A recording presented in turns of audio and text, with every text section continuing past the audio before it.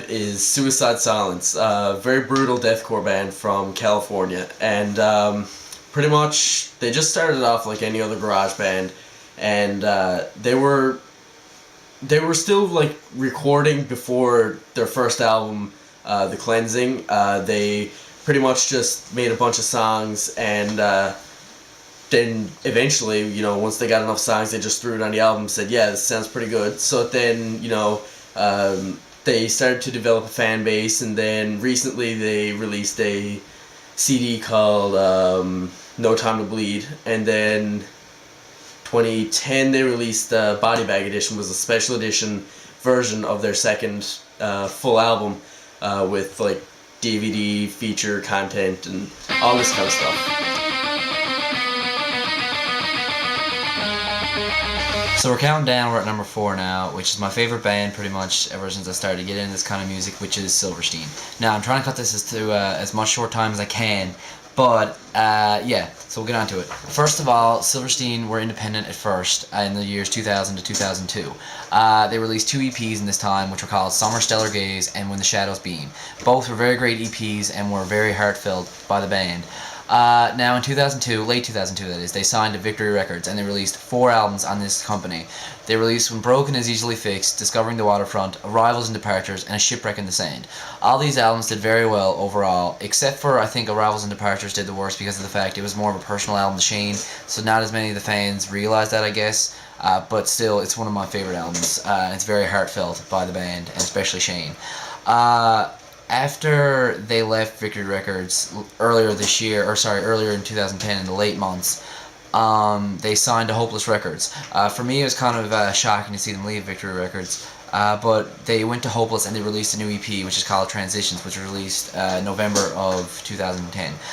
It's a very well done EP, and it's going to tell what the new year is going to bring for Silverstein. They have not changed their sound in any of their CDs that they have made, and they have stuck with everything that they've done, which is great, because most bands change, but they have kept the constant sound, and they managed to make it very enjoyable for all the fans.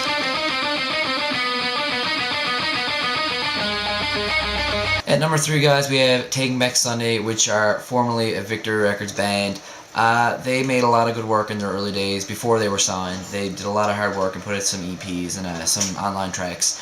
When they first signed back in 2002, 2003, they put out Tell All Your Friends, which was a great, I guess you could say, punk-sounding CD. It was an alternative, it was really well written, and all the lyrics on it were just great. A lot of people remember the song Cute without the E, which was also, well, I think it was more of a definition of the starting of the genre for them.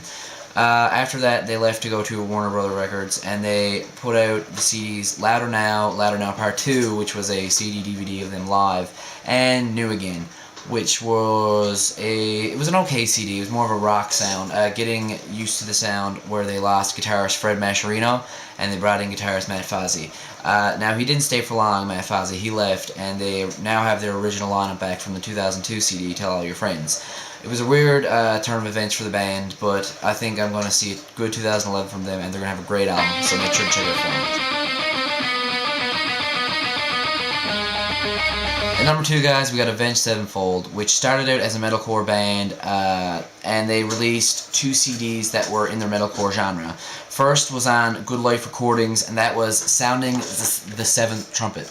After that, they signed to Hopeless Records in 2002, and they released Waking the Fallen come the year 2003. Both CDs were very well done, and they really gave that metalcore sound that they needed. But M. Shadows, the lead singer, stated that he wanted to move away from that metalcore sound, the screamo, I guess you could say, and they went on to more of a clear vocalist and more of a metal rock and roll sound, which has really turned out well for them. After signing to Warner Brother Records, they released 3 CDs since then: City of Evil, their self-titled Avenged Sevenfold, and Nightmare, which was released early in 2010 in remembrance of their passed away drummer, Jimmy the Rev Sullivan. Avenged Sevenfold came in at number 2. They are one of my favorite bands of all time, I will say. They didn't reach number 1, you'll see why now in a minute. But yeah, overall you can see why Avenged Sevenfold is such an amazing band. I suggest, if you haven't heard of them, even though you probably have, to go check them out. So yeah, we're going to number 1. And coming in at number 1, can I get a drum roll, please?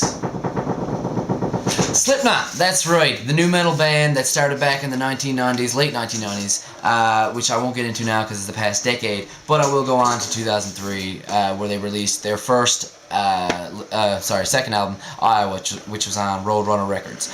It was a very well done album. They were still in their really, really new metal sound, which was kind of, it was really rough with a lot of aggression towards the music, I can say. And then they put out Volume 3 of the Subliminal Versus, which really set a tone for Slipknot as more into a metal sound. I say so myself. Of course, they're still new metal, but it really stuck out as more of a rock and roll metal sound to me. And overall, the album was just amazing. And they had a lot of main tracks on it that became really, really popular and well known. Before I forget, it was even put in the popular video game Guitar Hero 3, and that's how a lot of people got to know the band, sadly. But yeah, and the last CD, which was before, sadly, the bassist Paul Gray died, was All Hope Is Gone, which he mentioned he thought was a rebirth for the band. Personally, I enjoy this album. I've listened to it a lot in the last few days, and especially the song Snuff on it. It was really from the heart from Corey Taylor and vocals, and I have to say, that's why I picked Slipknot as my #1 band in the past decade.